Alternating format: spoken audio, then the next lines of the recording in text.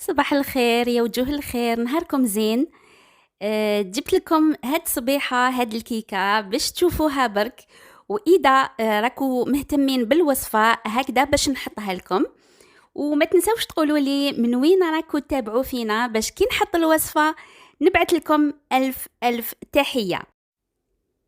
هاد الكيكة تجي بزاف بزاف خفيفة، توجدوها غير في 5 دقائق.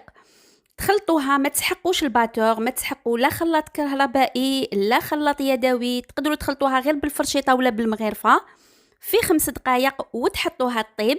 تجي خفيفه خفيفه وبزاف بنينه، وما تجيش حلوه بزاف.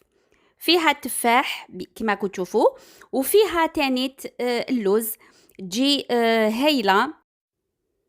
دونك اذا راكم حابين نحط لكم الوصفه، ما عليكم غير تقولوا لي في التعليقات، خلوا لي لايك، وتانيت بارطاجيو الفيديو مع اهلكم واحبابكم واصدقائكم باش هما تانيت يمدوا لي رايهم الا راهم حابين نحط لهم الوصفه.